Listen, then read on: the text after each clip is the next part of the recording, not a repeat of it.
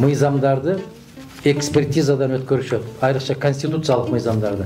Булар азыр дуулдаган бойдон кетип баратпайбы? 3 окуудан 1 саатта кабыл алып кетип баратат. Эртең күндөр келет, жоопкерчилигин тарта турган күндөр келет. Мына могул жерде Сейит мырза отурат. Бул киши юрист, адвокат. Бул киши билет деп ишенем. Союздун мезгилинде бүткөн, Союздун мезгилинде окуган. Билсе керек. Конституциялык мыйзамдар экспертиза жасалбай туруп кабыл алынышы мүмкүн эмес. Тыюу салынат. Конституцияга өзгөртүү жөнүндө түзөтүү киргизүү бул 3 окуудан кем эмес. 3 окуунун ортосу 2 айдан кем эмес мөөнөттө болот. Демек 3 окулса бул 4 ай алат эң кем дегенде.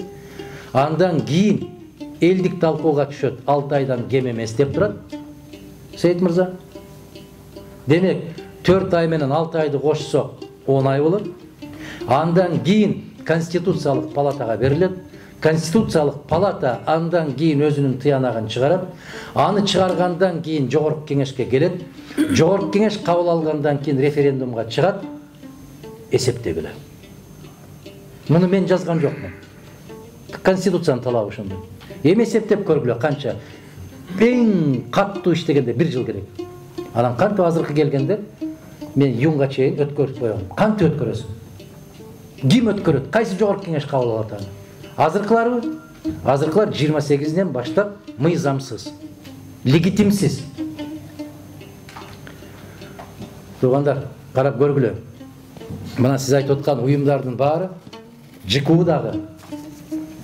ЖКУ жамааттык коопсуздук кызматташтык уюму деген кээ бир кишилер түшүнбөй аткан болсо ушундай. ШОС.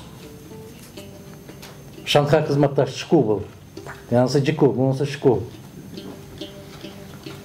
Ошол өлкөлөргө мүчөбүз, бир да өлкө тааныган жок.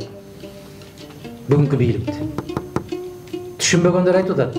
Биз 5 октябрдан бери айтып атабыз. Конституциялык талаага келди. Туурабы? Менин талабым ушул болуп атат. А кече бир азамат Москвага барып алыптыр. Ушундай болуп, кыргыздарды, башка Россиянын тийиштүү кишилери кабыл албай койсо керек, анан кыргыздарга жолуга кетейин дегендей болуп, кып-кызыл жалганды согуп атат отуруп алып. Биз дейт, конституциялык талагы келели деп түнү менен депутаттарды чогулттук дейт. Мен билем кантип чогултканыңды. Эмне деп чогултканыңды да билем мен. Эмне максатта чогултканыңды да билем. Бир жактан координациялык кеңеш түзүлүп алып, алар өзүнүн иши менен алек болуп атты дейт. Мен билем ал эми аябай калпты сого берет. Мынчалык деңгээлде эмес да. Мынчалык болбойт да, уят да. Менин күн сайын чыгып сүйлөп атканым барыңар көрүп аттыңар. Конституциялык талагы келди деп аттык. Конституциялык талагы келди. Себеп биз башка өнөктөштөрдүн алдында өгөй бала болуп калбайлы деген коркунуч болуп атты. Мына азыр бүгүн өгөй бала болуп калдык. Россия каржылык бүт кызматташуусун токтотту. Евро биримдик 6 миллион евро бөлгөн. Цифралаштыруу, саналиктештирүүгө аны токтотушту. Хельсинская комиссия деген бар, дүйнөлүк эң авторитеттүү комиссия. Алар өзүнүн пикирин билдирди. Американын сенаты да билдирди. Эң каттуу билдирүүнү Владимир Жириновский билдирди. Биздин кыргыз интеллигенттер унчукпай жатканда ал киши билдирди. Кандай дейсиңер?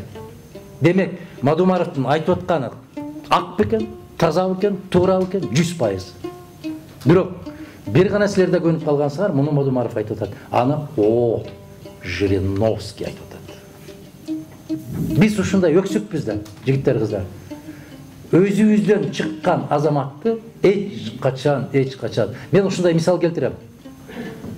Аравандыктар барбы бу? Бар. Барбы? Аравандан чыккан табыпка аравандыктар көрүнбөйт. Ага Караколжадан, Өзгөндөн канчалык алыс болсо шончолук жакшы болот.